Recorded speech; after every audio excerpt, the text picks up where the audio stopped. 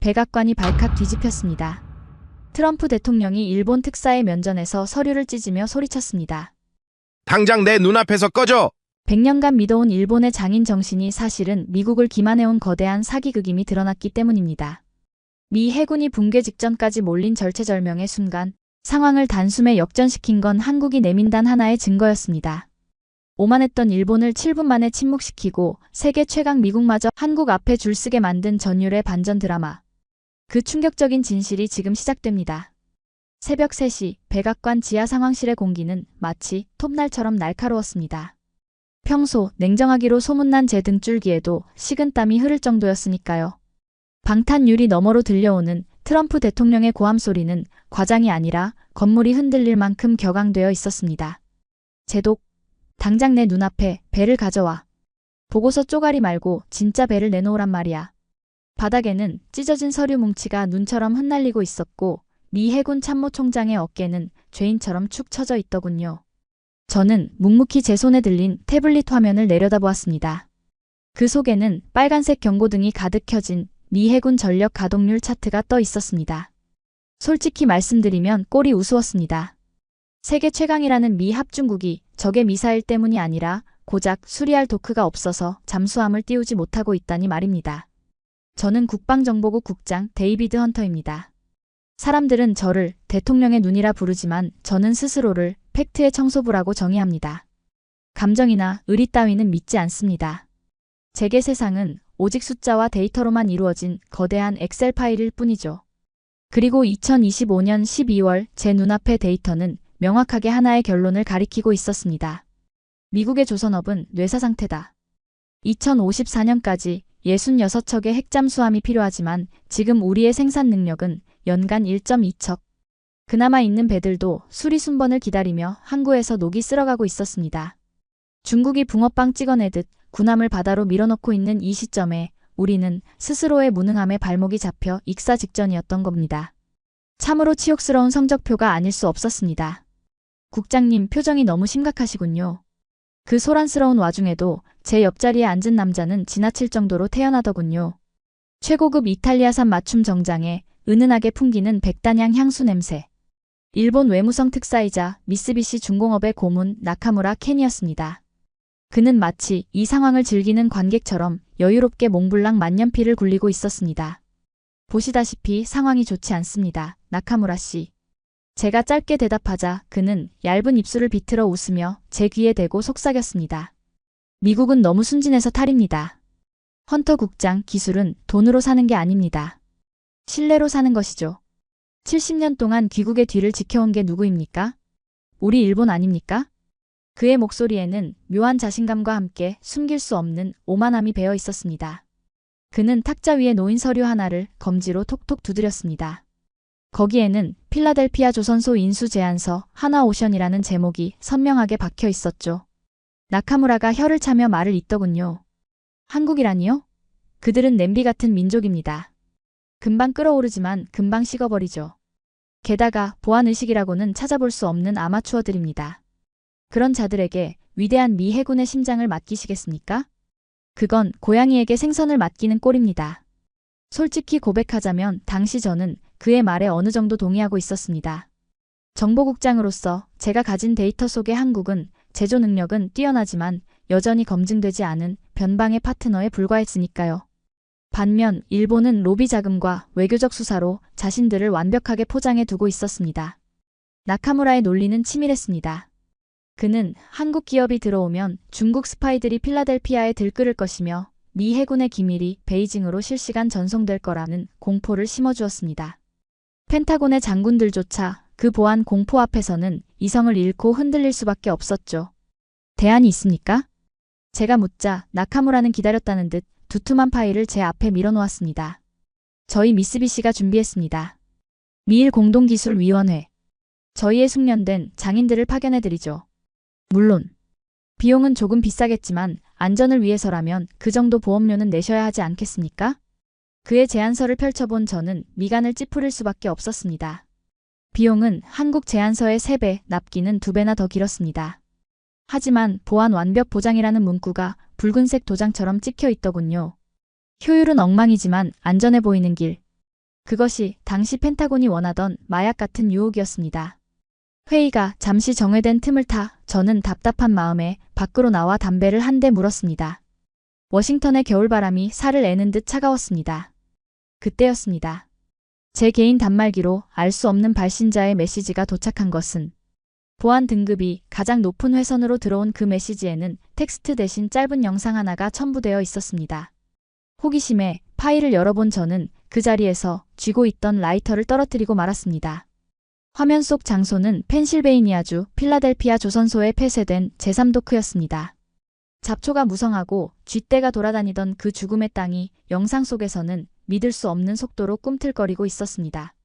거대한 크레인이 춤을 추듯 움직이고 수백 명의 사람들이 개미떼처럼 달라붙어 녹슨 철판을 뜯어내고 있었죠.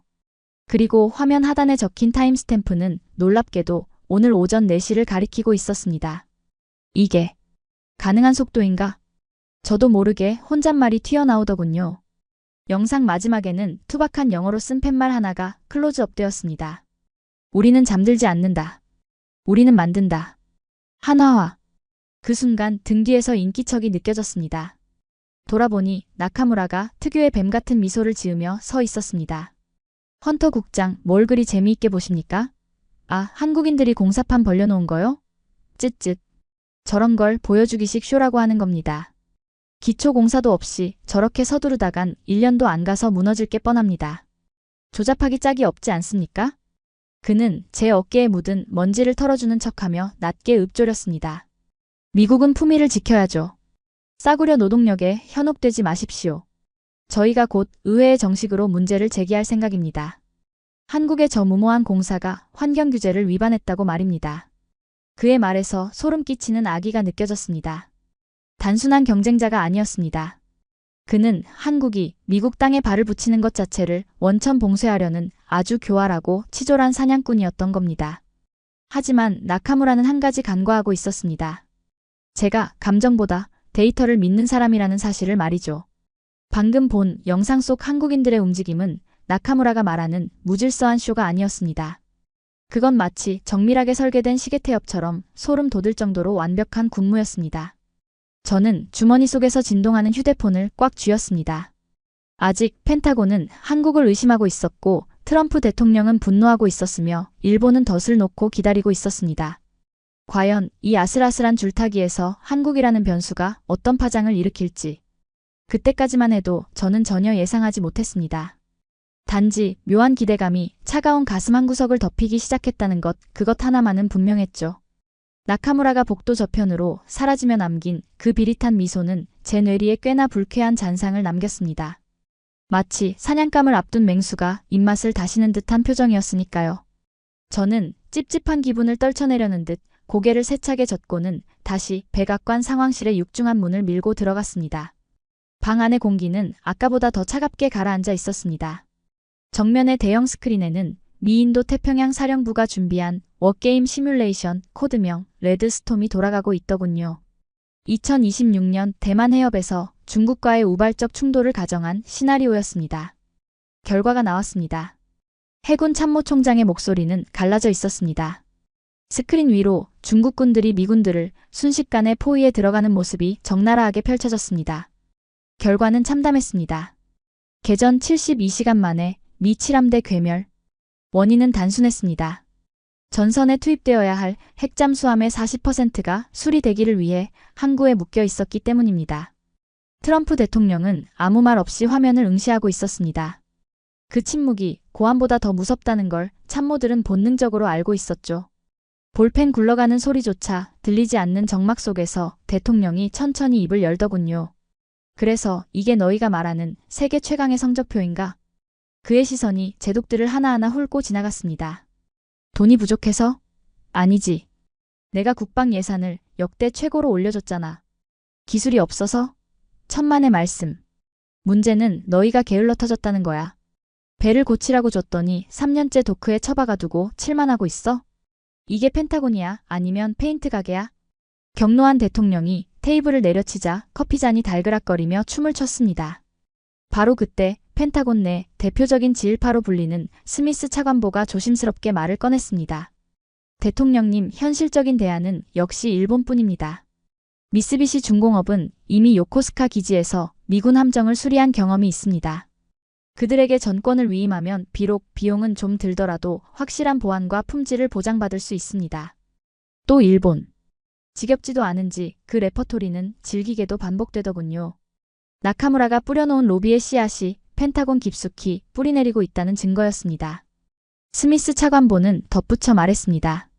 반면 최근 제안서를 낸 한국 기업 하나오션이라고 했습니까? 그들은 검증되지 않았습니다. 무엇보다 그들이 인수한 필라델피아 조선소는 지난 10년간 상선 몇 척 만들고 문을 닫기 직전이었던 곳입니다. 그런 폐허에서 첨단 핵잠수함을 고치겠다. 이건 도박입니다, 대통령님. 논리적으로는 스미스 차관보의 말이 맞았습니다. 데이터상으로 필라델피아 조선소는 사망 선고를 받은 곳이나 다름없었으니까요.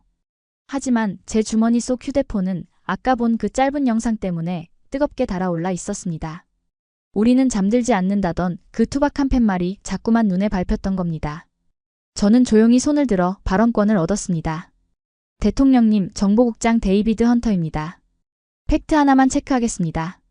모두의 시선이 제게 쏠렸습니다. 저는 태블릿을 꺼내 스크린에 연결했습니다. 스미스 차관보께서는 일본의 경험을 말씀하셨지만 제가 가진 데이터는 조금 다른 이야기를 하고 있습니다. 지난 5년간 미쓰비시가 수리한 미군 함정 중 15%에서 재고장이 발생했습니다. 원인은 대부분 부품 규격 불일치였죠. 일본 독자 규격을 고집하다가 생긴 문제입니다. 스미스 차관보의 얼굴이 붉어졌지만 저는 멈추지 않았습니다. 그리고 한국. 맞습니다.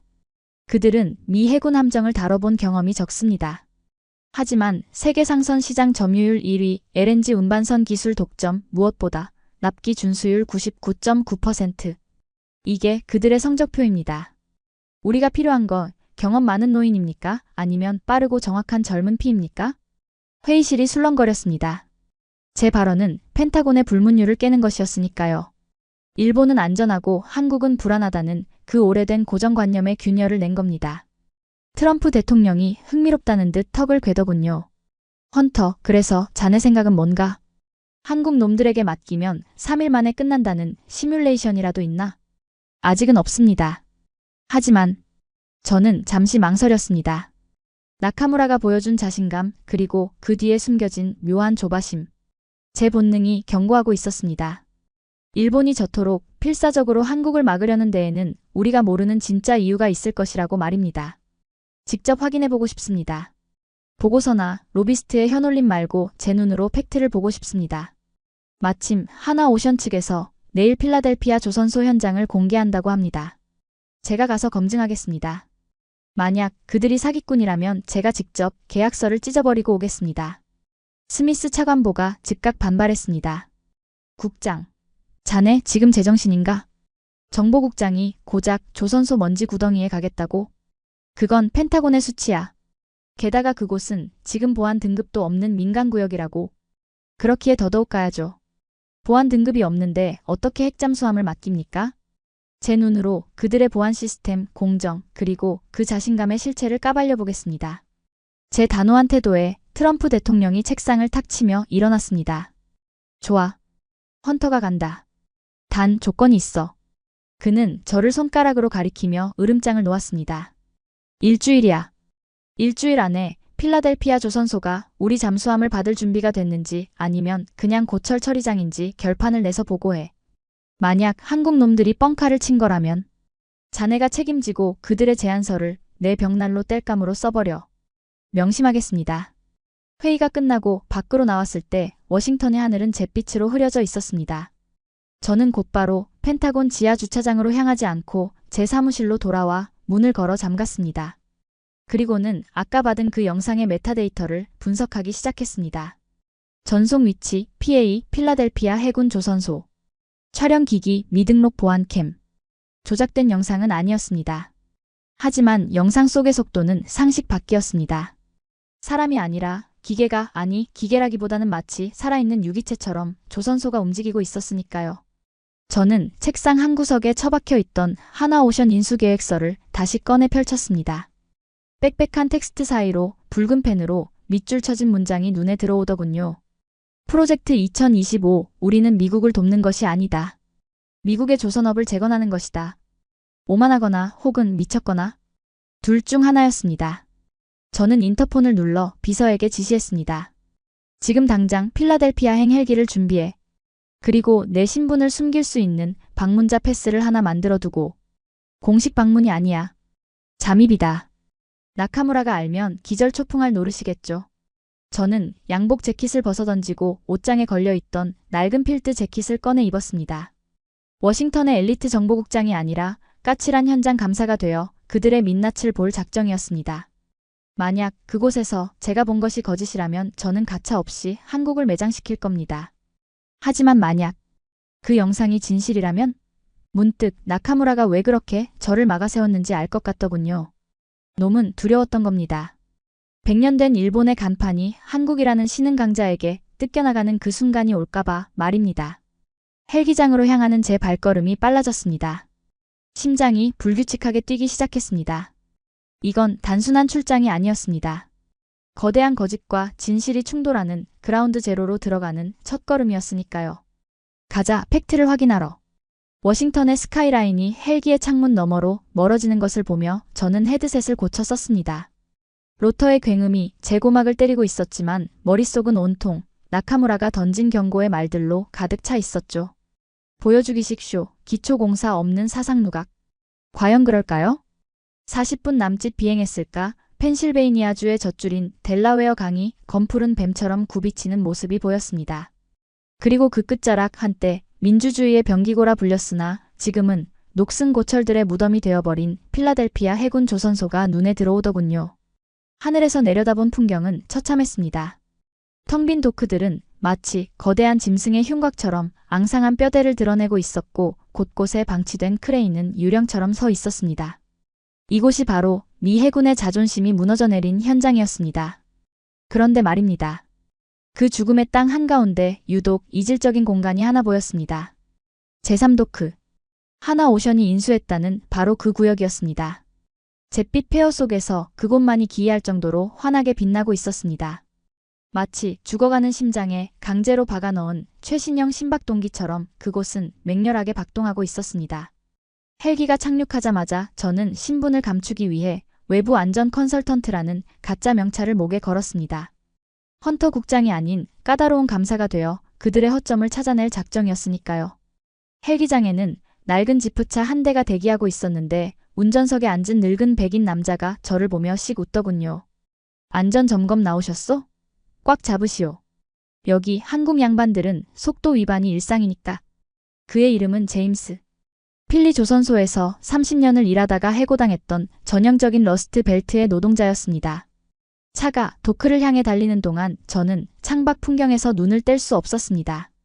제가 예상했던 조선소의 풍경은 고함 소리와 쇠망치 소리 그리고 매캐한 용접 가스로 뒤덮인 아수라장이었습니다. 그게 제가 평생 봐온 미국의 조선소였으니까요. 하지만 차에서 내려 제3도크의 정문 스마트 야드라고 적힌 거대한 게이트를 통과하는 순간 저는 제 귀를 의심해야 했습니다. 너무나 조용했습니다. 축구장 4배 크기의 거대한 조립공장 내부에는 수백 명의 사람들이 있었지만 누구 하나 소리 지르는 사람이 없었습니다. 들리는 것이라고는 규칙적인 기계음과 바닥을 미끄러지듯 이동하는 무인 운반차의 전자 신호음뿐이었죠. 이게 조선소라고? 저도 모르게 중얼거렸습니다. 바닥은 반도체 공장처럼 먼지 하나 없이 코팅되어 있었고 공기 중에는 쇳가루 대신 은은한 오존 냄새가 감돌았습니다. 무엇보다 충격적인 건 작업자들의 모습이었습니다. 기름때 묻은 작업복 대신 그들은 마치 우주복을 연상시키는 스마트 슈트를 입고 태블릿을 들여다보고 있더군요. 저는 본능적으로 꼬투리를 잡기 위해 눈을 번득였습니다. 저 멀리 거대한 선박 블록 앞에서 팔짱을 낀 채 가만히 서 있는 한 동양인 엔지니어가 보였기 때문입니다. 그의 앞에는 용접 로봇팔 2개가 바쁘게 움직이고 있었지만 정작 그는 아무것도 하지 않은 채 허공만 응시하고 있었습니다. 딱 걸렸다. 나카무라의 말이 맞았다고 생각했습니다. 보여주기식 자동화. 로봇만 돌려놓고 사람은 노는 신용을 하는 전형적인 태만. 저는 성큼성큼 그에게 다가갔습니다. 이봐요. 거기 당신. 제고함에도 그는 미동조차 하지 않았습니다. 가까이 가서 보니 그는 허공을 보는 게 아니었습니다. 그가 쓴 투명한 고글, 즉 증강현실 글라스 안쪽에서 무수한 데이터가 폭포수처럼 쏟아져 내리고 있더군요. 작업 중에 잡담은 금지입니다. 그가 저를 쳐다보지도 않고 건조하게 대답했습니다. 영어 발음은 완벽했지만 억양에는 감정이 거세된 듯한 차가움이 묻어났습니다. 난 본사에서 나온 안전 컨설턴트요. 로봇이 작업하는 동안 작업자가 손을 놓고 있는 건 규정 위반 아닙니까? 돌발 상황에 대비해서 수동 조작 레버를 잡고 있어야지. 제가 일부러 트집을 잡으며 목소리를 높였습니다. 그제야 그가 고글을 벗고 저를 쳐다보더군요. 30대 초반이나 되었을까? 앳된 얼굴이었지만 눈빛만은 수십 년 된 장인처럼 깊고 침착했습니다. 명찰에는 책임연구원 민이라고 적혀 있었습니다. 선생님, 지금은 1980년도가 아닙니다. 민 연구원은 화를 내거나 변명하는 대신 너무나 차분하게 팩트를 들이밀었습니다. 제가 레버를 잡으면 오차율이 0.5%로 올라갑니다. 하지만 지금 이 로봇은 0.001%의 오차로 작업 중이죠. 제 역할은 로봇을 조종하는 게 아니라 로봇이 보내오는 데이터를 해석하고 다음 공정을 설계하는 겁니다. 인간의 근육은 쇠를 이길 수 없지만 인간의 뇌는 쇠를 지배하니까요. 할 말을 잃었습니다. 그의 태도는 오만함과는 거리가 멀었습니다. 그저 물은 100도에서 끓는다는 사실을 말하는 과학자처럼 담백했죠. 그때 저를 태워다 준 운전기사 제임스가 껄껄 웃으며 다가와 제 어깨를 쳤습니다. 이보쇼, 컨설턴트 양반. 저 친구 괴롭히지 마쇼. 저 친구가 내 허리를 살려준 은인이니까. 무슨 소리입니까? 제임스는 턱짓으로 로봇을 가리켰습니다. 내가 이 바닥에서 30년을 굴렀어. 예전 미국 주인 놈들은 우리 보고 게으른 돼지라고 욕하면서 사람이 들어갈 수도 없는 좁은 탱크 안에 기어 들어가서 용접하라고 등 떠밀었지. 덕분에 내 허리랑 무릎은 작살이 났고. 근데 한국 사람들이 오더니 뭐라는 줄 알아? 제임스의 눈가가 촉촉해졌습니다. 사람은 그런 위험한 데 들어가는 거 아니래. 그건 기계한테 시키고 당신들은 그 기계를 가르치는 선생님이 되라고 하더라고. 처음엔 미친 소린 줄 알았지. 근데 진짜야. 우린 이제 더 이상 소모품이 아니야. 오퍼레이터지. 순간 멍해졌습니다. 나카무라는 한국이 미국의 일자리를 뺏고 저급한 기술로 현장을 망칠 거라고 했습니다. 하지만 제 눈앞의 현실은 정반대였습니다. 한국은 단순히 배를 만드는 게 아니라 미국 노동자들의 무너진 자존감을 다시 세워주고 있었던 겁니다. 그때 민 연구원이 쓰고 있던 고글을 벗으며 묘한 미소를 지었습니다. 저, 컨설턴트님. 아니, 헌터 국장님이라고 불러야겠군요. 뭐라고요? 저는 화들짝 놀라 뒷걸음질 쳤습니다. 가짜 신분증, 허름한 작업복, 완벽한 연기까지. 제 위장은 완벽했습니다. 그런데 일개 연구원이 제 정체를 알고 있다니요. 당황한 저를 보며 그가 자신의 스마트 태블릿을 톡톡 두드렸습니다. 놀라실 거 없습니다. 국장님께서 정문을 통과하실 때 저희 보안 AI가 국장님의 안면 근육 데이터를 분석해서 신원을 확인하는데 정확히 0.5초 걸렸으니까요. 그럼 처음부터 알고 있었나? VIP께서 암행시차를 원하시는 것 같아서 저희가 모르는 척 장단을 맞춰드린 겁니다. 손님에 대한 예의니까요. 얼굴이 화끈거렸습니다. 저는 그들을 감시하러 왔다고 생각했지만 사실은 제가 그들의 손바닥 위에서 놀아나고 있었던 겁니다. 기술력의 격차가 느껴지는 순간이었죠. 민 연구원이 다시 고글을 쓰며 무심하게 덧붙이더군요. 보안구역을 제외하고는 자유롭게 보셔도 됩니다. 숨길 것도 없고 꾸밀 시간도 없으니까요. 아, 그리고 그가 손가락으로 천장을 가리켰습니다. 바닥만 보지 말고 위를 좀 보시죠. 진짜 마법은 거기 있으니까. 그의 말에 고개를 들어 천장을 본 저는 그대로 얼어붙고 말았습니다.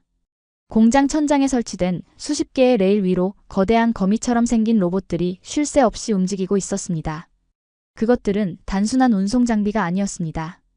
선박의 3D 스캐닝 데이터를 실시간으로 수집해 중앙 통제실로 전송하는 말 그대로 살아있는 신경망이었습니다. 디지털 트윈 건조 시스템. 국방성 기밀 문서에서나 봤던 미래 기술이 이곳 필라델피아의 낡은 창고 안에서 태연하게 돌아가고 있었습니다. 등골이 오싹해졌습니다. 이건 조선소가 아니었습니다. 거대한 3D 프린터, 아니 거대한 실험실이었습니다. 하지만 감탄만 하고 있을 수는 없었습니다. 제 임무는 이곳의 치명적 결함을 찾는 것이었으니까요. 겉보기엔 완벽해 보이는 이 시스템 어딘가에 분명 나카무라가 심어놓은 독이 퍼지고 있을 테니까요. 아니면 이 완벽함 자체가 함정일 수도 있었습니다. 저는 떨리는 손으로 가슴팍에 몰래카메라 버튼을 눌렀습니다. 기록 시작. 필라델피아 현장은 내 예상을 완전히 빗나갔다. 이곳은 미쳤다. 좋은 의미로든 나쁜 의미로든 그때였습니다. 민연구원의 태블릿에서 날카로운 경고음이 울린 것은 경고, 외부 접속 시도 감지, IP 우회 경로 확인. 평온했던 민연구원의 표정이 순식간에 굳어졌습니다. 그가 급히 무전기에 대고 한국어로 외치더군요. 보안팀, 방화벽 3구역에 트래픽이 몰리고 있어. 이거 단순 디도스가 아니야. 누군가 설계도면 서버로 들어오려고 해. 올 것이 왔구나. 직감했습니다. 나카무라의 그림자가 생각보다 훨씬 더 빠르고 깊숙하게 이곳을 덮치기 시작했다는 것을 말입니다. 보안팀, 방화벽 3구역에 트래픽이 몰리고 있어. 민연구원의 외침에 제 심장은 쿵 하고 내려앉았습니다. 나카무라의 경고가 현실이 되는 순간이었으니까요. 귓가를 찢는 듯한 경고음이 울려 퍼지는 그 혼란 속에서 저는 묘한 안도감마저 느꼈습니다. 그래, 역시나. 이게 바로 내가 찾던 결함이다. 한국인들은 기술은 좋을지 몰라도 보안은 엉망이라는 펜타곤의 정설이 증명되는 순간이라고 생각했죠. 당장 서버 내려요. 연결 끊으라고. 제가 다급하게 소리쳤습니다. 이대로 가다간 미 해군의 1급 기밀인 핵잠수함 설계도가 고스란히 유출될 판이었습니다. 그런데 말입니다. 제고함에도 불구하고 민연구원은 태블릿 화면을 보며 피식 웃더군요. 서버를 왜 내립니까? 손님들이 제 발로 들어오셨는데? 뭐라고요? 헌터 국장님, 낚시는 미끼를 물었을 때 낚싯대를 채는 겁니다. 줄을 끊는 게 아니라. 그는 손가락으로 화면을 가볍게 튕겼습니다. 그러자 공장 중앙에 위치한 대형 모니터의 화면이 붉은색에서 푸른색으로 바뀌었습니다.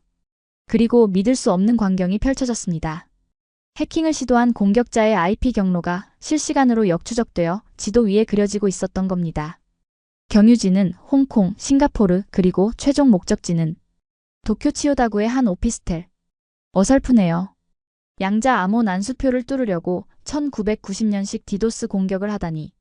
민연구원은 마치 지루한 비디오 게임을 끝낸 아이처럼 하품을 했습니다. 저희 한화 시스템의 방화벽은 일반적인 서버가 아닙니다. 침입자가 들어오는 순간 그 경로를 가상 서버에 가두고 역으로 그들의 단말기 정보를 털어버리죠. 방금 공격한 자들의 하드디스크 시리얼 넘버까지 확보했습니다. 선물로 드릴까요? 저는 마른 침을 삼켰습니다. 등줄기에 소름이 돋더군요. 방어? 아니요, 이건 사냥이었습니다.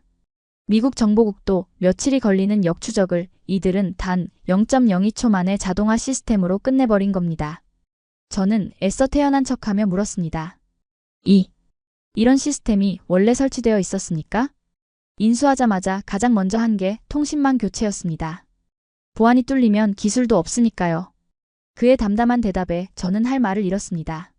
하지만 제 자존심은 아직 패배를 인정하지 않고 있었습니다. 이건 소프트웨어일 뿐이다. 진짜 배를 만드는 건 하드웨어다. 거친 쇳덩이를 다루는 현장에서까지 이런 마법이 통할 리는 없다고 스스로를 다독였죠. 좋습니다. 보안은 인정하죠.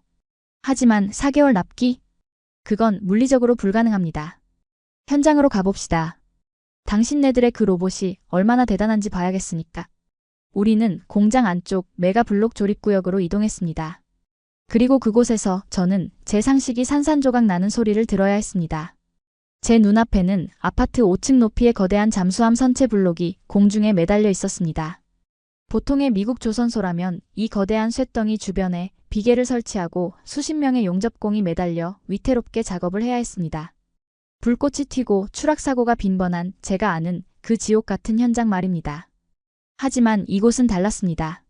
지상에서 선행의장을 하고 있는 겁니까? 제 목소리가 떨리고 있었습니다. 정확히 보셨습니다. 민연구원이 고개를 끄덕였습니다. 거대한 블록 안에는 이미 파이프, 배선, 심지어 침대와 변기까지 완벽하게 설치되어 있었습니다. 그들은 배를 도크에서 만드는 게 아니라 땅 위에서 레고 블록처럼 완성품을 만든 뒤 조립만 하고 있었던 겁니다. 미국 방식대로라면 좁은 선체 내부에서 용접하느라 허리도 못 펴고 유독가스 마시며 작업해야 하죠. 효율이 떨어질 수밖에 없습니다. 하지만 저희는 블록을 뒤집어서 가장 편한 자세로 작업합니다. 중력을 거스르지 않으니까요. 하지만 저렇게 큰 블록을 이어붙이면 오차가 생길 수밖에 없소. 파이프 구멍이 1mm만 어긋나도 잠수함은 침몰한다고. 제가 마지막 꼬투리를 잡고 늘어졌습니다. 수천 개의 배관을 땅 위에서 미리 조립하고 나중에 맞춘다. 그건 신의 영역이었습니다. 300m 길이의 선박에서 1mm 오차도 허용하지 않는다는 건 이론상으로나 가능한 얘기였으니까요. 민 연구원은 말없이 저를 블록 연결부로 데려갔습니다. 두 개의 거대한 블록이 맞닿아 있는 그곳 접화면에는 레이저 센서가 붉은 선을 그리고 있었습니다. 국장님, 저 숫자가 보이십니까? 디지털 계기판에 찍힌 수치. 허용 오차 0.2mm. 이게 말이 됩니까? 저도 모르게 비명을 질렀습니다. A4 용지 2장 두께. 그게 이 거대한 강철 덩어리의 오차 범위였습니다. 저희는 디지털 트윈으로 가상 공간에서 이미 1000번 이상 조립을 시뮬레이션했습니다. 어디가 닿고 어디가 뜰지 미리 알고 깎아냈다는 뜻이죠. 현장에서는 그저 퍼즐을 맞추기만 하면 됩니다. 현기증이 일더군요. 제가 알고 있던 조선업은 거칠고 투박하고 땀냄새 나는 노동집약 산업이었습니다. 하지만 이곳은 정밀 반도체 공장이나 다름없었습니다. 그때였습니다. 한쪽 구석에서 백발의 미국인 감독관이 태블릿을 들고 고래고래 소리를 지르는 모습이 보였습니다. 젠장. 또 틀렸어. 도면이 또 틀렸다고. 저는 속으로 쾌재를 불렀습니다. 그래, 역시 문제가 없을 리 없지. 현장의 혼란, 설계의 오류. 드디어 이 매끄러운 쇼의 균열을 찾았다고 생각하며 그들에게 다가갔습니다. 무슨 문제입니까? 작업이 중단된 겁니까? 제가 기대에 찬 목소리로 묻자 그 감독관이 씩씩거리며 제게 도면을 들이밀었습니다. 아니, 작업 중단이 아니라 이 빌어먹을 원본 도면 말입니다. 펜타곤에서 보내준 설계도요. 설계도가 왜요? 여기 좀 보십시오. 한국 엔지니어들이 빨간 펜으로 체크해둔 거. 톰이 보여준 태블릿 화면은 온통 붉은색 투성이었습니다. 저는 안경을 고쳐 쓰고 화면을 자세히 들여다보았습니다. 에러샵 342 배관 간섭 발생. 수정 요망. 에러샵 819 하중 계산 오류. 철판 두께 20mm에서 25mm 보강 필요. 제한 유지보수 공간 확보를 위해 밸브 위치 변경. 붉은색 메모가 끝도 없이 이어져 있었습니다. 그 숫자가 무려 3,482개. 이게 다 뭡니까? 한국 친구들이 찾아낸 오류입니다.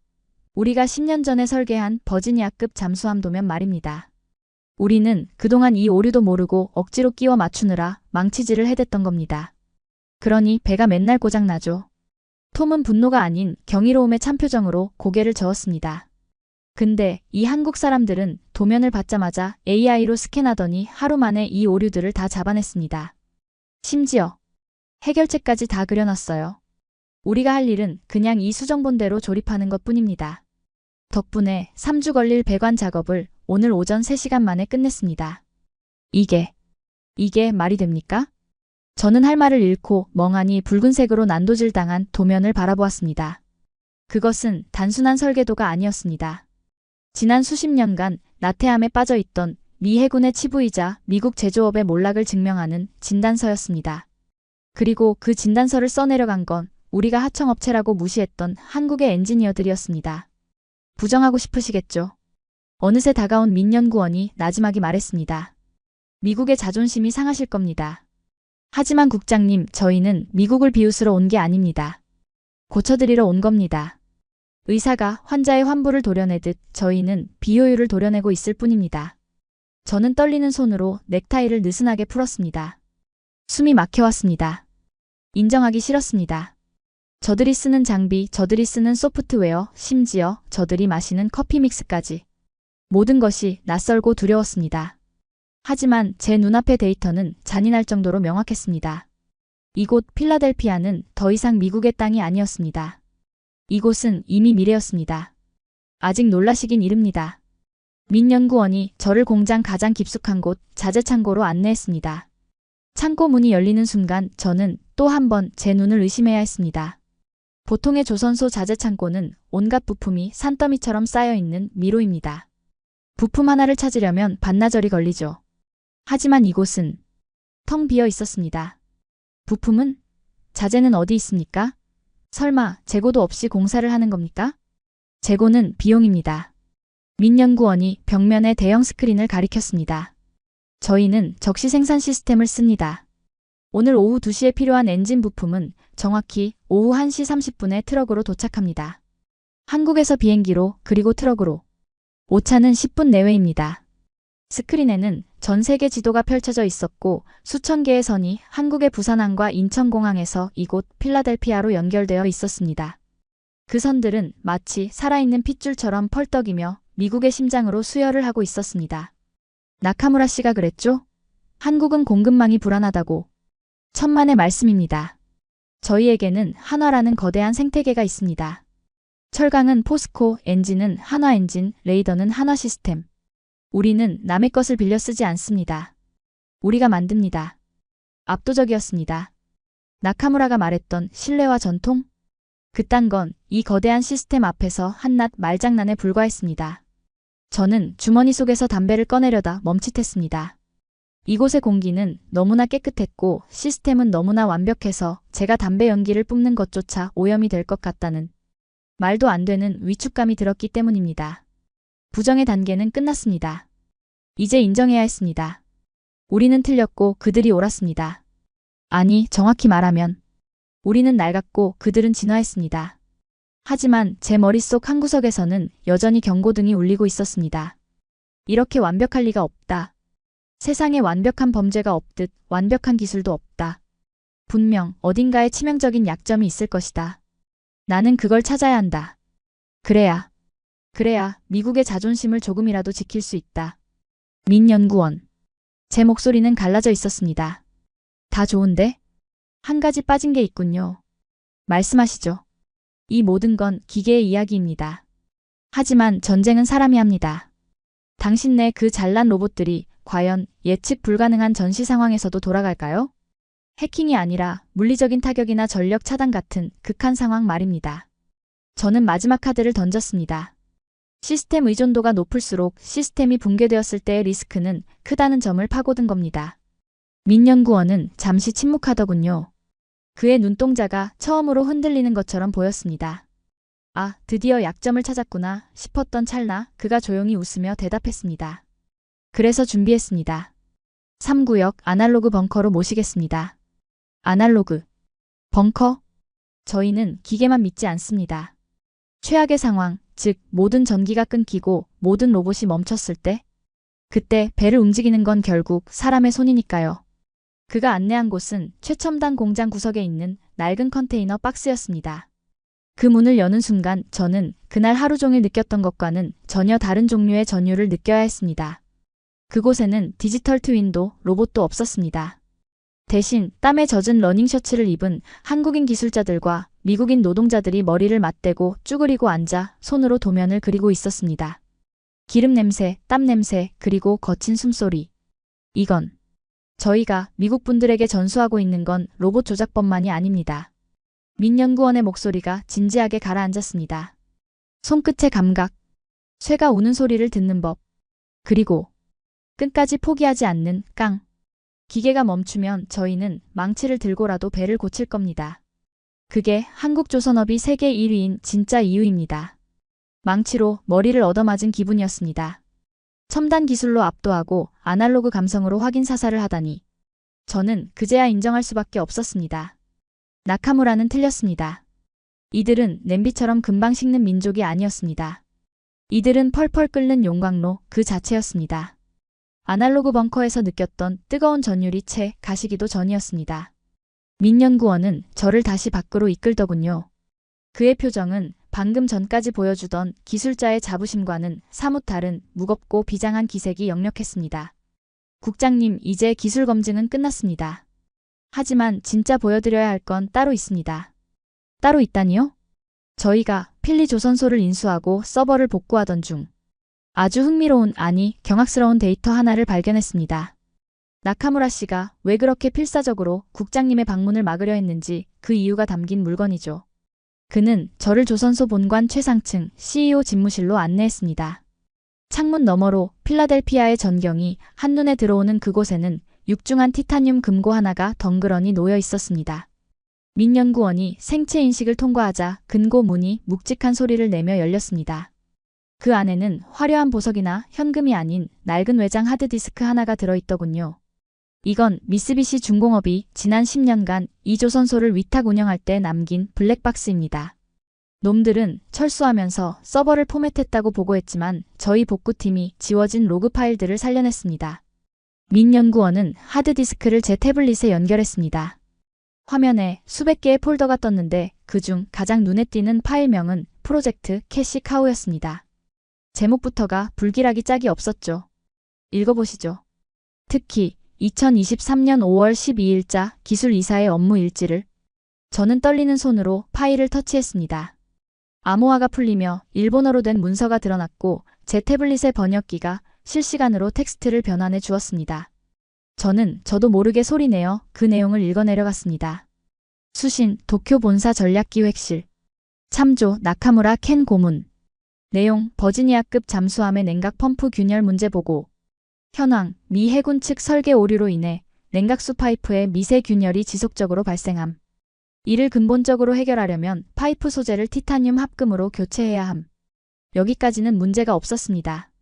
오히려 일본이 문제를 파악하고 있었다는 증거였으니까요. 하지만 이어지는 문장은 제 눈을 의심케 했습니다. 결정사항 근본적인 해결책은 제안하지 말 것.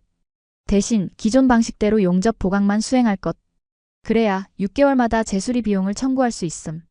미 해군은 기술적 원인을 모르므로 이를 노후화로 포장하여 지속적인 수익 창출이 가능함. 미국은 우리의 캐시 카우임. 순간 눈앞이 하얘지는 기분이었습니다. 손에 쥐고 있던 태블릿을 떨어뜨릴 뻔했죠. 이 개자식들이. 욕설이 절로 튀어나왔습니다. 나카무라가 말했던 신뢰. 70년 동맹. 그건 전부 새빨간 거짓말이었습니다. 그들은 미국의 안보를 담보로 장사를 하고 있었던 겁니다. 우리 잠수함이 바다 한가운데서 멈춰설 때마다 그들은 도쿄의 사무실에서 계산기를 두드리며 샴페인을 터뜨렸다는 얘기니까요. 민 연구원이 차분하게 쐐기를 박았습니다. 더 놀라운 건 그 밑에 있는 첨부 파일입니다. 국장님 확인해 보시죠. 저는 분노를 억누르며 다음 파일을 열었습니다. 그것은 하나오션 기술팀이 작성한 솔루션 보고서였습니다. 분석 결과 미쓰비시가 은폐한 냉각 펌프 결함 확인. 조치사항 한화가 자체 개발한 하이브리드 합금으로 파이프 전면 교체 완료. 내구성 50년 보장. 비고 본 기술 개선에 대한 비용은 미 해군에 청구하지 않음. 이는 동맹에 대한 신뢰 회복을 위한 무상 서비스임. 비교가 되지 않았습니다. 한쪽은 고장나기를 기도하며 땜질을 했고 다른 한쪽은 돈도 받지 않고 영구적인 해결책을 박아 넣었습니다. 저는 그제야 깨달았습니다. 왜 김 전무가 그리고 민 연구원이 그토록 당당했는지 말입니다. 그들은 단순히 배를 파는 게 아니었습니다. 그들은 무너진 미국의 자존심을 수리해주고 있었던 겁니다. 민 연구원. 이 자료 원본입니까? 해시값까지 검증된 원본입니다. 법정에서도 아니 청문회에서도 부인할 수 없는 증거죠. 당장 이걸 가져가야겠소. 트럼프 대통령 책상 위에 올려놓는 순간 나카무라 놈은 감옥행이야. 저는 서둘러 데이터를 제 개인 보안 USB에 복사했습니다. 심장이 미친 듯이 뛰었습니다. 이건 단순한 조선소 입찰건이 아니었습니다. 미일 관계의 근간을 뒤흔들고 한미 동맹의 새로운 역사를 쓸 핵폭탄급 스모킹 건이었습니다. 복사가 완료되자마자 저는 민 연구원의 손을 꽉 잡았습니다. 고맙소. 당신들이 미국을 구했어. 조심해서 가십시오. 놈들이 냄새를 맡았다면 가는 길이 순탄치 않을 겁니다. 그의 경고를 가슴에 새기며 저는 헬기장으로 뛰었습니다. 해는 이미 저물어 필라델피아의 하늘은 붉게 타오르고 있었습니다. 헬기 로터가 돌아가기 시작했고 저는 파일럿에게 소리쳤습니다. 최대 속력으로. 백악관 직통 라인으로 간다. 헬기가 이륙하고 조선소가 발 아래 점처럼 작아질 때까지만 해도 저는 승리를 확신하고 있었습니다. 제 주머니 속 USB가 나카무라의 심장에 박힐 비수라고 믿어 의심치 않았으니까요. 하지만 그 확신이 무너지는 데는 그리 오랜 시간이 걸리지 않았습니다. 워싱턴 상공에 진입했을 무렵 제보한 폰이 요란하게 울리기 시작했습니다. 발신자는 백악관 비서실.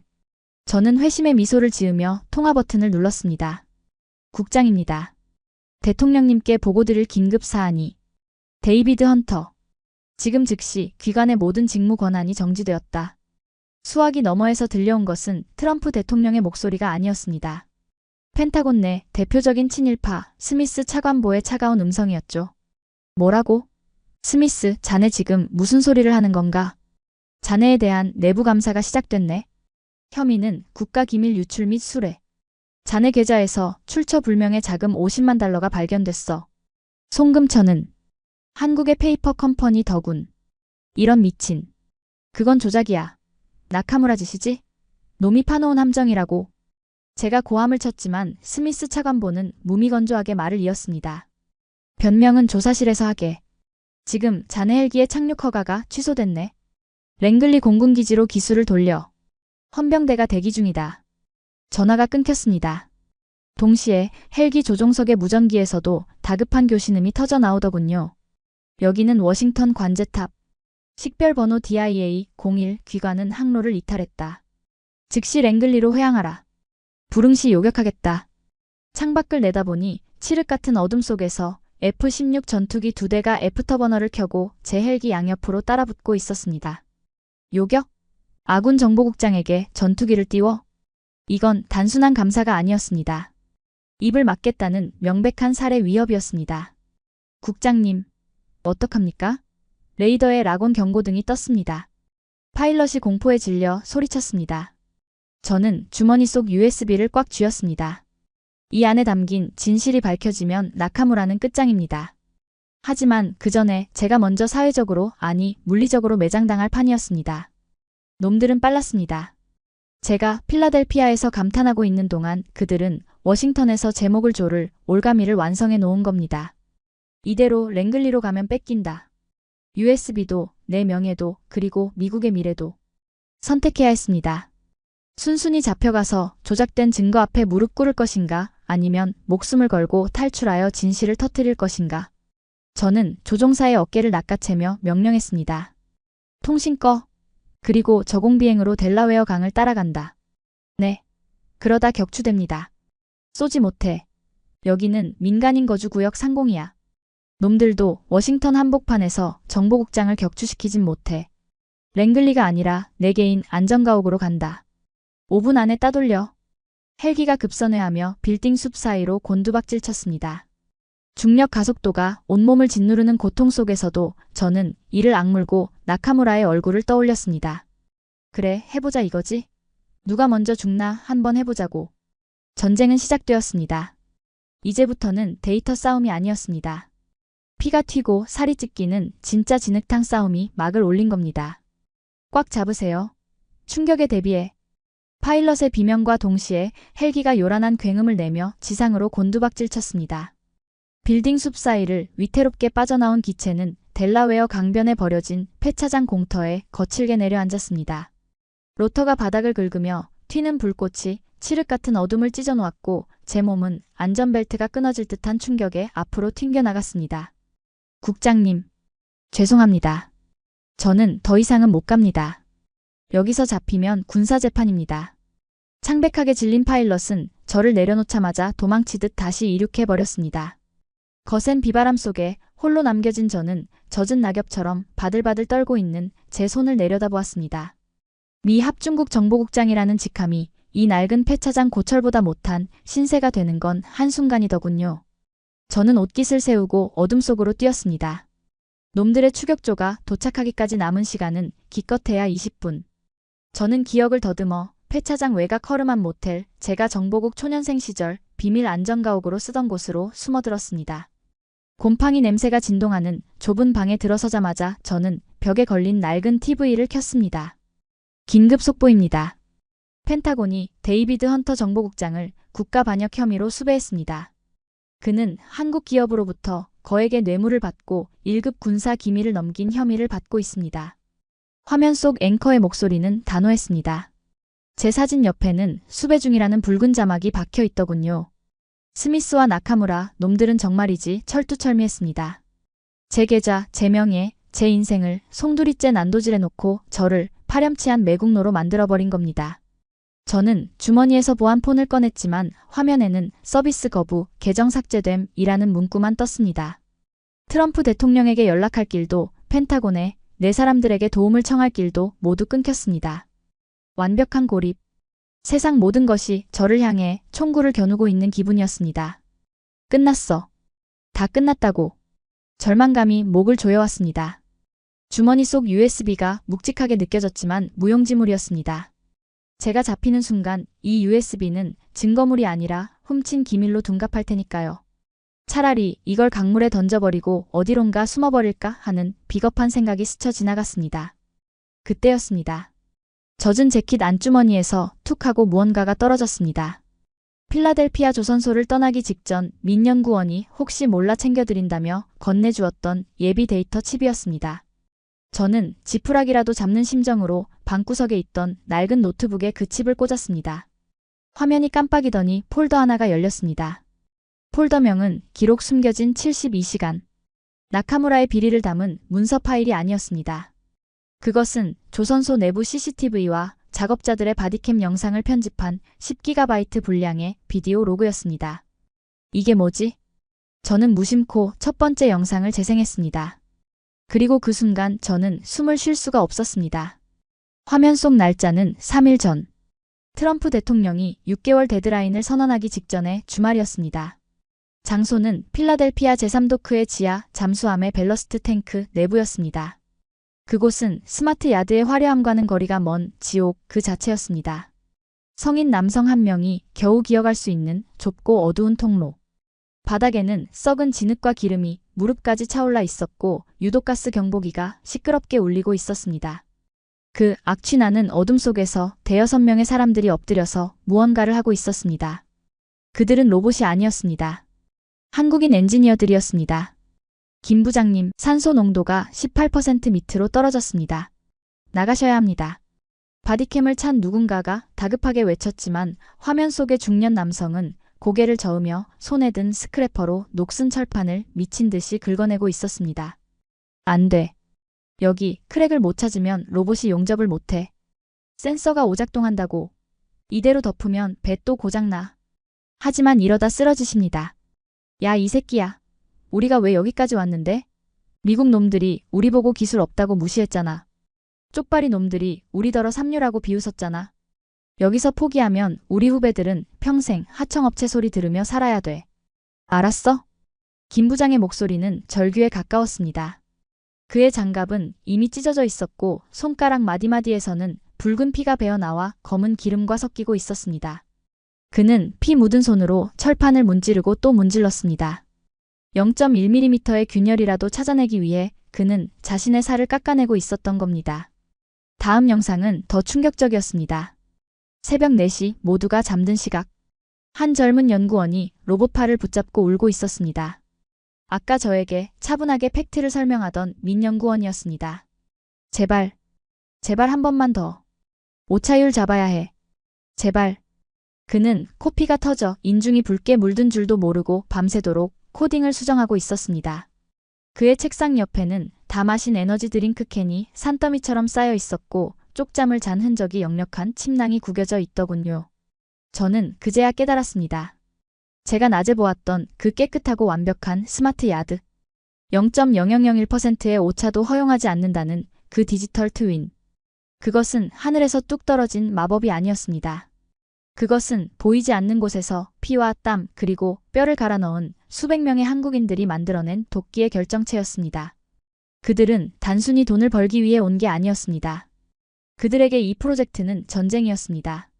자신들을 무시했던 세상에 대한 복수이자 조국의 명예를 건 처절한 투쟁이었던 겁니다. 나카무라는 이것을 쇼라고 비웃었습니다. 저조차도 기술일 뿐이라고 생각했죠. 하지만 아니었습니다. 이것은 혼이었습니다. 어떤 최첨단 AI로도 흉내낼 수 없는 인간만이 보여줄 수 있는 숭고한 집념 말입니다. 젠장. 제 눈에서 뜨거운 것이 흘러내렸습니다. 닦아낼 생각도 하지 못했습니다. 부끄러웠습니다. 저는 고작 뇌물 혐의가 무서워 도망칠 생각이나 하고 있는데 저들은 목숨을 걸고 남의 나라 배를 고치고 있었습니다. 좁은 탱크 안에서 유독가스를 마셔가며 피 묻은 손으로 동맹을 지키고 있었던 겁니다. 화면 속 김 부장이 잠시 방독면을 벗고 거친 숨을 몰아쉬며 카메라를 보고 말하더군요. 마치 지금의 저에게 하는 말처럼. 미국 양반들이 알아줄까? 우리가 이렇게 개고생한 거. 옆에 있던 동료가 대답했습니다. 몰라줘도 상관없습니다. 배만 잘 뜨면 되죠. 그게 기술자 자존심 아닙니까? 그 한마디가 제 심장에 비수처럼 꽂혔습니다. 쾅! 그때 모텔 방문이 부서질 듯 울렸습니다. 밖에서 웅성거리는 소리와 함께 경찰차 사이렌 소리가 들려왔습니다. 놈들이 기어이 여기까지 쫓아온 겁니다. 데이비드 헌터. 안에 있는 거 다 안다. 당장 나와. 스미스의 사냥개들이 문을 걷어차고 있었습니다. 예전 같았으면 공포에 질려 뒷문으로 도망쳤을 겁니다. 하지만 지금은 이상하게도 마음이 차분해지더군요. 저는 노트북을 닫고 USB를 챙겨 일어섰습니다. 거울 속에 비친 제 모습은 엉망이었지만 눈빛만은 그 어느 때보다 살아있었습니다. 저들의 피와 땀을 봤는데 제가 이대로 비겁하게 숨을 수는 없었으니까요. 김 부장님, 당신들의 그 노력 헛되지 않게 하겠습니다. 미국이 몰라줘도 제가 알게 만들겠습니다. 저는 방문을 향해 걸어갔습니다. 잡히는 한이 있어도 이 증거를 법정에서 아니 전 세계 언론 앞에서 터뜨릴 방법은 있습니다. 이제부터는 저의 전쟁이었습니다. 문고리를 잡은 제 손에 힘이 들어갔습니다. 밖에는 무장한 요원들이 총을 겨누고 있겠지만 제 뒤에는 수백 명의 한국 기술자들이 버티고 서 있는 것만 같았습니다. 들어와봐, 이 자식들아. 저는 문을 활짝 열어젖혔습니다. 손 머리 위로. 움직이면 쏜다. 문을 여는 것과 동시에 눈부신 서치라이트 불빛이 시야를 하얗게 태워버렸습니다. 제가 미처 상황을 파악하기도 전에 검은 군홧발이 제 명치를 걷어찼고 억센 손들이 제 팔을 뒤로 꺾어 제압하더군요. 바닥에 얼굴이 처박힌 채 저는 차가운 시멘트 바닥의 냉기를 뺨으로 느껴야 했습니다. 데이비드 헌터, 당신을 긴급 체포합니다. 미란다 원칙 따위는 없었습니다. 제 손목에 채워진 건 경찰의 수갑이 아니라 테러리스트용 케이블 타이였습니다. 저를 끌고 가는 요원들의 팔뚝에는 소속 부대 마크조차 없더군요. 그들은 국가의 공권력이 아니라 스미스와 나카무라가 고용한 사냥개들이 분명했습니다. 머리에 검은 두건이 씌워진 채 저는 짐짝처럼 SUV 트렁크에 실렸습니다. 차가 덜컹거릴 때마다 늑골이 욱신거렸지만 육체의 고통보다 더 참기 힘든 건 패배감이었습니다. 결국 이렇게 끝나는 건가? 진실을 손에 쥐고도 전할 방법이 없어서? 얼마나 달렸을까요? 차가 멈추고 저는 어딘가로 질질 끌려갔습니다. 습한 곰팡이 냄새와 웅웅거리는 환풍기 소리. 지하시설이었습니다. 두건이 벗겨지자 형광등 불빛 아래 비릿한 미소를 짓고 있는 두 남자가 보이더군요. 스미스 차관보 그리고 나카무라 켄이었습니다. 꼴이 말이 아니군요, 헌터 국장. 나카무라가 최고급 가죽 구두로 제 정강이를 툭툭 찼습니다. 그는 제 주머니에서 압수한 USB를 손가락으로 빙빙 돌리며 혀를 차더군요. 이게 당신의 목숨줄이었습니까? 영원한 젖소 프로젝트? 하. 순진하긴. 헌터씨, 당신은 아직도 세상을 모르는군요. 이딴 데이터 쪼가리가 정말 우리를 무너뜨릴 수 있다고 믿었습니까? 그건 명백한 범죄 증거다. 내 놈들이 미국의 혈세를 빨아먹은 범죄. 나카무라가 제 말을 끊으며 싸늘하게 웃었습니다. 정의는 승자의 것입니다. 우리가 이기면 이건 범죄가 아니라 현명한 비즈니스가 되는 겁니다. 그리고 패배한 당신은 중국의 기밀을 팔아먹은 매국노로 역사에 남겠죠. 그는 옆에 있던 스미스에게 눈짓을 했습니다. 그러자 스미스가 벽면에 TV를 켰습니다. 화면 속 뉴스 앵커는 침통한 표정으로 속보를 전하고 있었습니다. 충격적인 소식입니다. 헌터 전 정보국장이 중국 공산당으로부터 500만 달러를 받고 잠수함 설계도를 넘긴 정황이 포착되었습니다. 펜타곤은 그가 정신적으로 불안정한 상태이며 체포 과정에서 격렬히 저항하다 사살될 가능성도 배제하지 않고 있다고. 사살. 그 단어를 듣는 순간 제 심장이 쿵하고 내려앉았습니다. 저들은 저를 살려서 내보낼 생각이 없었던 겁니다. 여기서 저를 죽이고 도주 중 사망으로 처리하면 모든 게 깔끔하게 덮이겠죠. 잘 봐둬라, 헌터. 나카무라가 제 USB를 바닥에 던졌습니다. 그리고는 자신의 구두 뒤축으로 그것을 지시겨버리더군요. 과자작 하는 소리와 함께 제가 목숨 걸고 가져온 진실이 수백 명의 한국인들이 피땀 흘려 지켜낸 그 증거가 산산조각 났습니다. 플라스틱 파편들이 바닥에 흩어지는 모습을 보며 제 영혼의 어딘가도 함께 부서져 내리는 것 같았습니다. 이게 현실입니다. 당신의 그 잘난 팩트는 쓰레기통으로 들어갔고 남은 건 권력뿐이죠. 나카무라는 제 뺨을 가볍게 두드리고는 방을 나갔습니다. 스미스 역시 경멸 어린 시선을 던지며 뒤따라 나갔고 육중한 철문이 닫히는 소리가 감옥의 종소리처럼 울려 퍼졌습니다. 완벽한 어둠. 그리고 정막. 저는 묶인 손을 풀려고 몸부림쳤지만 케이블 타이는 살을 파고들 뿐 꿈쩍도 하지 않았습니다. 비참했습니다. 평생을 국가에 헌신했고 오직 데이터와 진실만을 숭배해온 제 인생이 고작 사기꾼들의 말장난 몇 마디에 부정당하고 쓰레기 취급을 받다니. 으아악. 짐승 같은 울음소리가 제 목구멍에서 터져나왔습니다. 분노인지 슬픔인지 아니면 공포인지 알 수 없는 감정이 눈물과 콧물이 되어 범벅이 되었습니다. 포기해. 넌 졌어. 아무도 널 기억하지 않을 거야. 내면의 목소리가 속삭였습니다. 그냥 여기서 혀를 깨물고 죽는 게 저들에게 모욕당하며 개죽음 당하는 것보다 낫지 않을까 하는 생각이 들 정도로 제 멘탈은 바닥을 치고 있었습니다. 이것이 소위 말하는 영혼의 어두운 밤이겠죠. 더 이상 내려갈 곳이 없는 심연. 그렇게 얼마나 지났을까요? 탈진한 채 고개를 떨구고 있는데 시야에 들어온 무언가가 제 시선을 붙잡았습니다. 제 오른쪽 구두. 가죽이 찢어지고 흙투성이가 된 구두 코끝에 검붉은 얼룩이 묻어 있었습니다. 그것은 진흙이 아니었습니다. 아까 폐차장에서 구를 때 묻은 것도 아니었습니다. 그것은 필라델피아 조선소 벨러스트 탱크에서 묻어온 그곳 엔지니어들의 흔적이었습니다. 문득 아까 보았던 김 부장의 영상이 뇌리에 스쳤습니다. 산소가 부족해 숨을 헐떡이면서도 피 묻은 장갑으로 철판을 긁어내던 그 모습. 야, 이 새끼야. 우리가 왜 여기까지 왔는데? 쪽발이 놈들이 우리더러 삼류라고 비웃었잖아. 여기서 포기하면 우리 후배들은 평생 하청업체 소리 들으며 살아야 돼. 그의 절규가 환청처럼 귓가에 맴돌았습니다. 그들은 알고 있었습니다. 자신들이 무시당하고 있다는 것을. 하지만 그들은 포기하거나 도망치지 않았습니다. 대신 그들은 도끼를 품었습니다. 그 도끼를 연료 삼아 불가능을 가능으로 태워버렸죠. 그런데 저는 무엇을 하고 있습니까? 고작 USB 하나가 부서졌다고, 고작 뉴스에서 나를 욕한다고 여기서 질질 짜고 있단 말입니까? 부끄러운 줄 알아라, 데이비드. 스스로에게 욕을 퍼붓자 이상하게도 정신이 번쩍 들더군요. 제 손은 묶여있고 증거는 사라졌습니다. 하지만 제 뇌는 아직 살아있지 않습니까? 민 연구원이 말했습니다. 손님들이 제 발로 들어오셨는데 줄을 끊는 게 아니라 낚싯대를 채는 겁니다. 그때였습니다. 번개처럼 하나의 기억이 스쳐 지나갔습니다. 제가 아날로그 벙커를 나올 때 민 연구원이 제게 건넸던 또 하나의 물건. USB 말고 그가 제 양복 안주머니에 꽂아주었던 볼펜 한 자루. 국장님, 이건 기념품입니다. 한국에서는 계약서에 서명할 때 쓰는 펜을 선물하는 문화가 있거든요. 그냥 펜인 줄 알았습니다. 그래서 신경도 쓰지 않았죠. 하지만 놈들은 제 몸을 수색하면서 총과 휴대폰, USB는 뺏어갔지만 재킷 안주머니에 꽂힌 이 싸구려 플라스틱 볼펜에는 관심조차 두지 않았습니다. 저는 몸을 비틀어 묶인 손을 억지로 재킷 안쪽으로 밀어 넣었습니다. 손가락 끝에 차가운 플라스틱의 감촉이 닿았습니다. 저는 그것을 힘겹게 꺼내 입에 물고 바닥에 떨어뜨렸습니다. 그리고 발 뒤꿈치로 펜을 밟아 부셨습니다.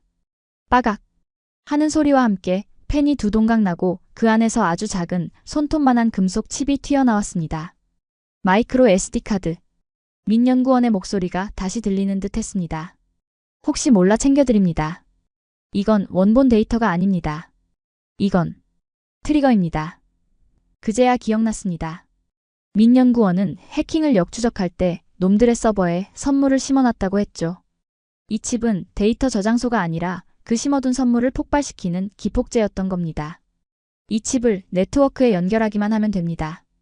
그러면 미쓰비시 본사 서버는 물론 지금 이 건물의 모든 전산망이 마비되고 나카무라가 감추고 싶어 했던 모든 진실이 백악관 서버로 강제 전송될 것입니다. 문제는 어떻게 연결하느냐였습니다. 방 안에는 컴퓨터도 단말기도 없었습니다. 있는 거라곤 깨진 TV와 제 시선이 벽면에 붙어있는 전자식 도어락의 제어 패널에 꽂혔습니다. 저것입니다. 저것도 네트워크에 연결된 단말기입니다. 하지만 손이 묶여 있습니다. 패널을 뜯어내고 칩을 이식하려면 정밀한 작업이 필요한데 제 손가락은 케이블 타이에 묶여 피가 통하지 않고 있었습니다. 방법은 하나뿐이었습니다. 저는 바닥에 떨어진 USB의 날카로운 플라스틱 파편을 찾았습니다. 그리고 그것을 입에 물고 제 손목을 조이고 있는 케이블 타이를 긁기 시작했습니다. 아니, 정확히는 제 손목의 살가죽을 긁어내며 그 틈으로 파편을 밀어 넣은 겁니다. 으윽! 살점이 떨어져 나가고 뜨거운 피가 손목을 타고 흘러내렸습니다. 고통스러웠습니다. 하지만 멈추지 않았습니다. 김 부장은 피 묻은 장갑으로 배를 고쳤는데 제가 이깟 손목 하나 희생 못하겠습니까? 미국식 합리주의는 끝났습니다.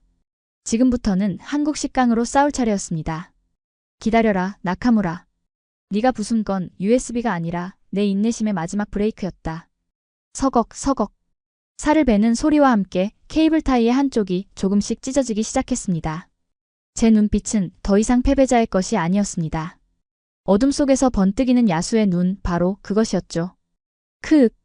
손목의 동맥이 끊어질 듯한 고통이 전해져 왔지만 저는 비명을 삼키며 마지막 힘을 주었습니다. 뚝 하는 둔탁한 파열음과 함께 케이블 타이가 끊어지더군요. 자유가 된 손목은 피투성이었고 살점이 뜯겨나가 뼈가 보일 지경이었지만 지금 제게 그건 고통이 아니라 살아있다는 증거였습니다. 저는 떨리는 손으로 벽면의 도어락 패널을 뜯어냈습니다. 복잡한 전선들이 드러났고 저는 그중 메인 데이터 포트를 찾아 입에 물고 있던 마이크로 SD카드를 꽂아 넣었습니다. 그 순간 붉은색이었던 패널의 LED가 맹렬하게 깜빡이기 시작했습니다. 시스템 강제 제어 또는 무력화. 접근 승인. 목표, 미쓰비시 서버 및 펜타곤 전용 회선. 가라. 가서 저들의 목을 물어뜯어라. 제가 씹어뱉듯 중얼거리자 철컥하는 소리와 함께 깜빵의 잠금 장치가 풀렸습니다. 저는 비틀거리며 복도로 나갔습니다. 복도 끝 스미스와 나카무라가 있는 상황실 쪽에서 다급한 고함 소리가 들려오기 시작했습니다. 이게 뭐야? 화면이 왜 이래? 서버가 다운됐습니다. 외부 접속입니다. 외부? 어디야? IP 추적해. 저는 벽을 짚으며 천천히 그곳으로 향했습니다. 제 발자국마다 붉은 핏자국이 남았지만 제 발걸음은 그 어느 때보다 가벼웠습니다. 상황실 문을 박차고 들어갔을 때 그곳은 이미 아수라장이었습니다. 수십 개의 모니터가 온통 경고창으로 뒤덮여 있었고 나카무라는 얼굴이 사색이 되어 전화기에 대고 소리를 지르고 있더군요. 스미스 차관보는 멍하니 메인 스크린을 올려다보고 있었습니다. 헌터? 저를 발견한 스미스가 유령이라도 본 듯 뒷걸음질 쳤습니다. 피투성이가 된 채 서 있는 제 모습은 그들에게 공포 그 자체였을 겁니다. 어떻게 나왔지? 아니, 그것보다 이게 무슨 짓이야? 스미스가 권총을 꺼내려 했지만 저는 차분하게 메인 스크린을 가리켰습니다. 총은 나중에 뽑게, 스미스. 지금 자네가 봐야 할 건 내가 아니라 저 화면이니까. 스크린에는 하나오션의 로고와 함께 거대한 데이터 스트림이 폭포수처럼 쏟아지고 있었습니다. 그것은 단순한 로그 파일이 아니었습니다. 민 연구원이 심어둔 트리거가 작동하며 나카무라가 그토록 숨기고 싶어 했던 미쓰비시의 비밀 서버를 강제로 개방해버린 겁니다. 그리고 그 중심에는 오디오 파일 하나가 재생되고 있었습니다. 녹음 일시 2025년 12월 28일 14시. 발신 나카무라 켄 수신 베이징 공산당 중앙위원회 정보국. 나카무라의 얼굴이 백지장처럼 하얗게 질렸습니다. 그는 미친 사람처럼 스크린을 향해 달려들었습니다. 꺼. 당장 끄라고. 저건 조작이야. 하지만 멈출 수 없었습니다.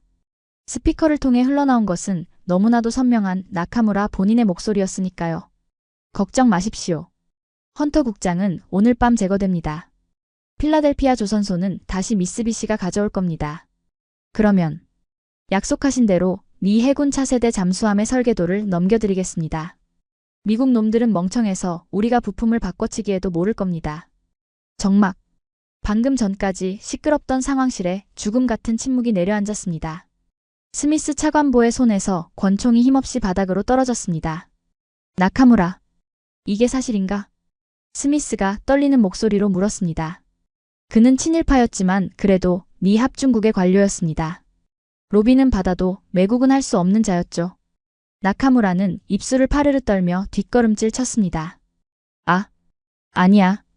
이건 딥페이크야. 한국 놈들이 만든 가짜라고. 헌터가 꾸민 짓이야. 가짜?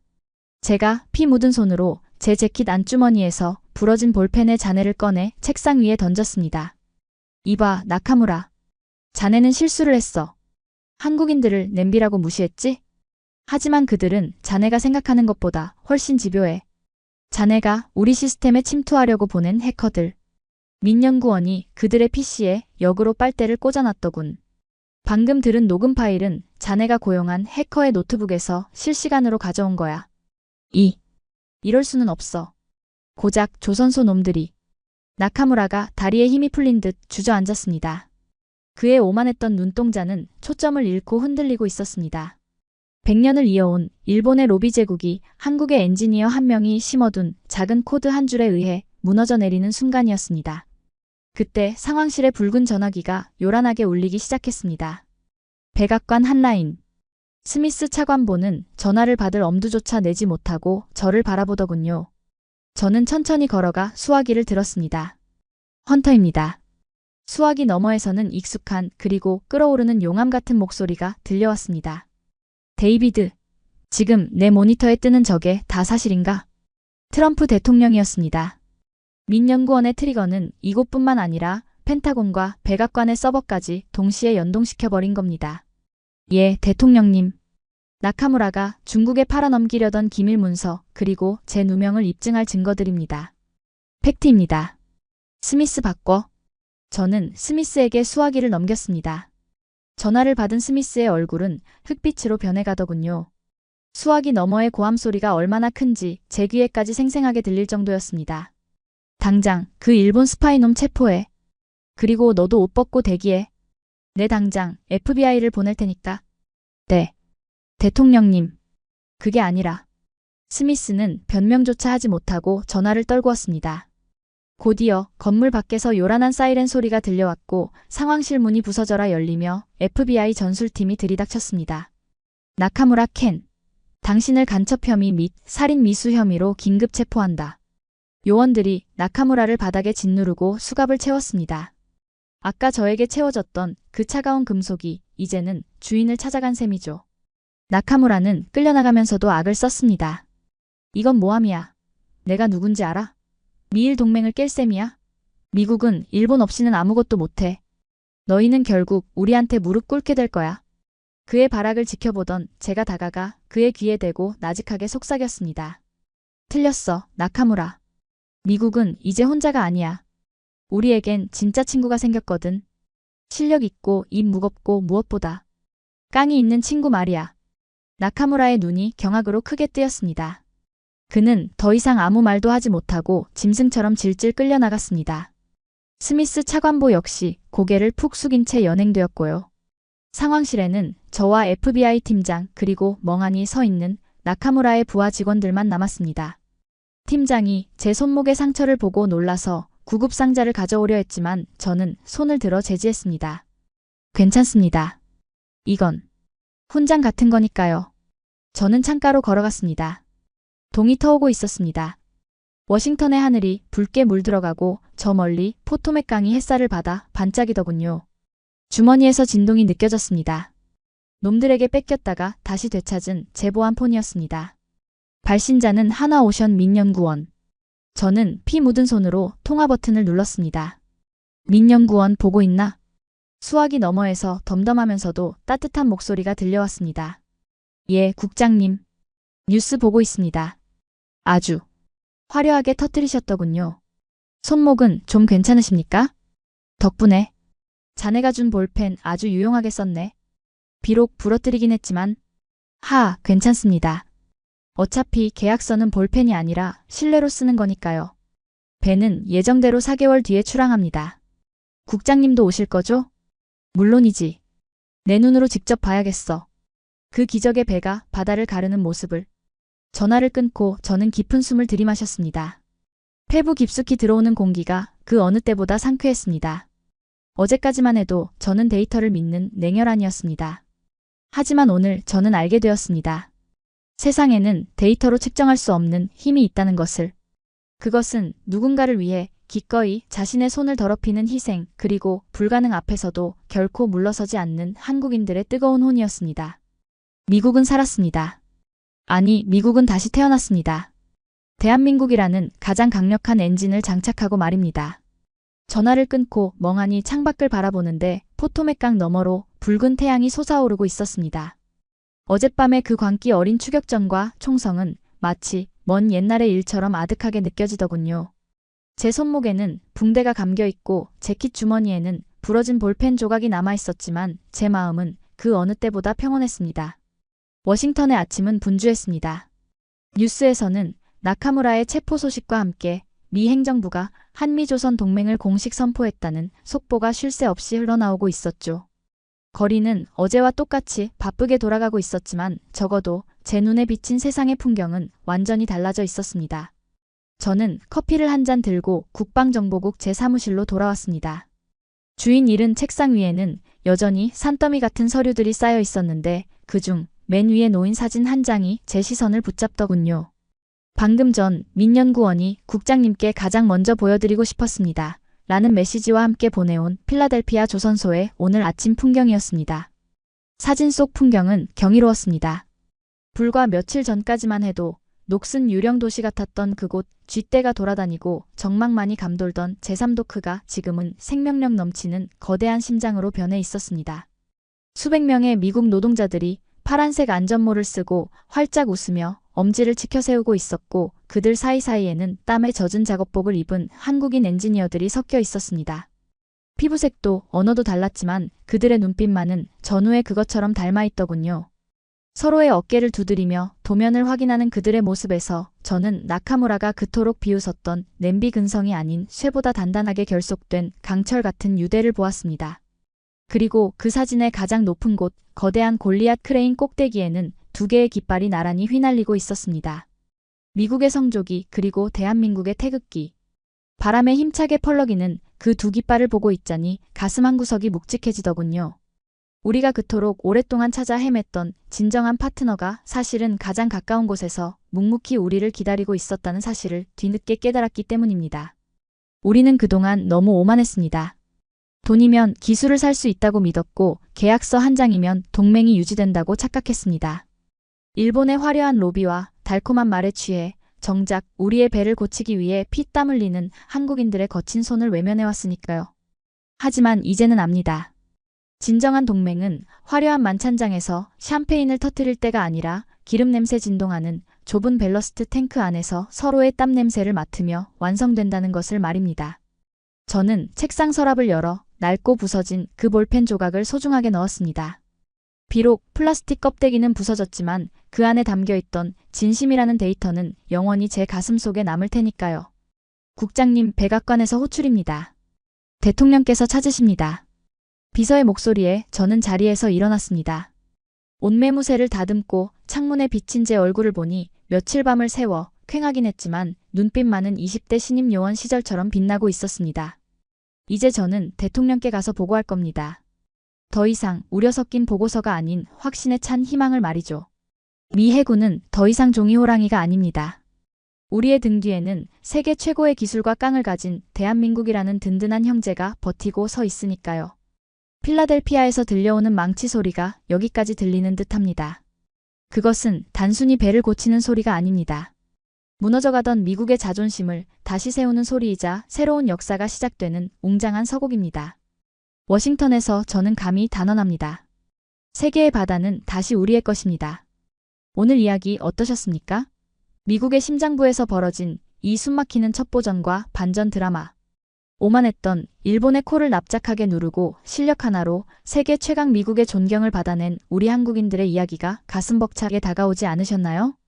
누군가는 이것을 기적이라고 말합니다. 하지만 우리는 알고 있습니다.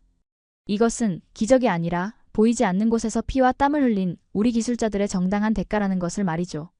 지금 이 순간에도 세계 곳곳에서 대한민국의 위상을 높이고 계신 모든 분께 존경과 감사를 바칩니다.